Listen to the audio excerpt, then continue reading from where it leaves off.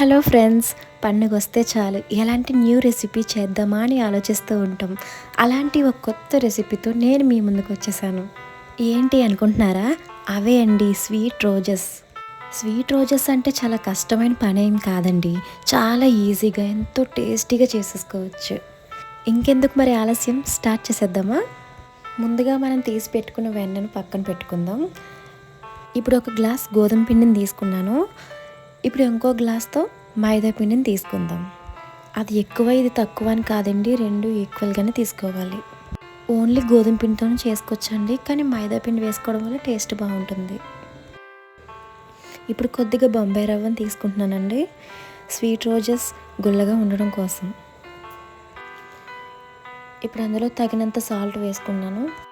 ఇప్పుడు కాస్త చల్లార్చిన ఆయిల్ని వేసుకుంటున్నాను. స్వీట్ రోజెస్ త్వరగా మెత్తబడకుండా ఉండడానికి కాసి చల్లార్చిన ఆయిల్ని వేసుకోవాలి. ఇప్పుడు మనం ముందుగా తీసి పెట్టుకున్నాం కదా వెన్న, అది వేసేసుకుందాం. ఇప్పుడు మొత్తం అంతా బాగా కలిసేట్టుగా కలిపేసుకుందాం.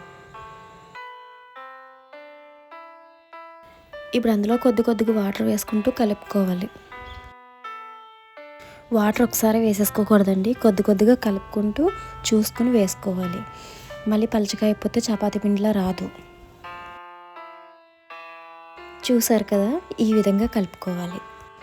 ఇప్పుడు 10 or 15 minutes మూత పెట్టుకుని ఉంచుకున్నాక వాటిని చిన్న బాల్స్లా చేసుకోవాలి. మనం చపాతీకి ఎలా చేసుకుంటామో అదే విధంగా బాల్స్ చేసుకుని చపాతీలా చేసుకోవాలి. పిండిలో వెన్న వేయడం వల్ల చాలా సాఫ్ట్గా వస్తాయి. ఇప్పుడు వాటిని చపాతీలా చేసేసుకుందాం. మనం చేసుకునే ఈ స్వీట్ రోజెస్ని స్పైసీగా కూడా చేసుకోవచ్చండి. నేను మీకు వాటిని మరో వీడియోలో చూపిస్తాను. చపాతీల్లో చేసుకోవాలండి, బాగా పలుచగా కాకుండా కొద్దిగా మందంగా చేసుకోవడం వల్ల ఫ్లవర్స్ బాగా వస్తాయి.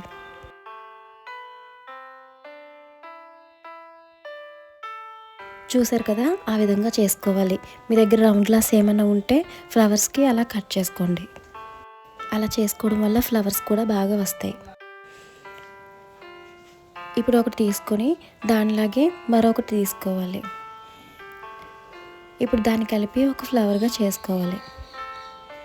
చాలా ఈజీగా చేసుకోవచ్చు వాటిని, టేస్ట్ కూడా చాలా బాగుంటాయి.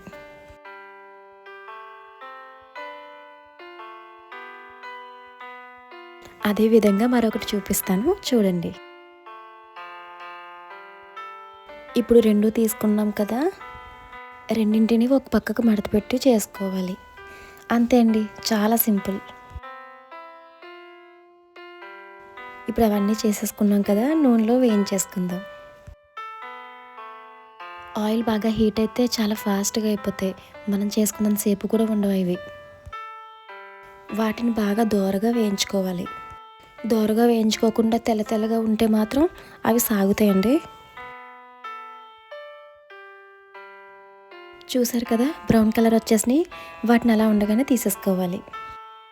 ఇంకా రెడీ అయిపోయినాయండి, మనం పాకం పెట్టుకోవడమే ఆలస్యం. నేను ఇక్కడ బెల్లం పాకాన్ని పెట్టుకుంటున్నానండి. మీకు కావాలి అనుకుంటే పంచదార పాకం కూడా పెట్టుకోవచ్చు. పాకం తీగలా రావాలి. పాకం పెట్టేసుకున్నాక అందులో యాలకుల పొడి కూడా వేసేసుకుంటే టేస్ట్ చాలా బాగుంటుంది. మీరు ఎక్కువగా యాలకుల పొడి వేసుకున్న టేస్ట్ చాలా బాగుంటుంది వాటికి. చూసారు కదా, స్వీట్ రోజెస్ ఎంత సింపుల్గా రెడీ అయిపోయినాయో.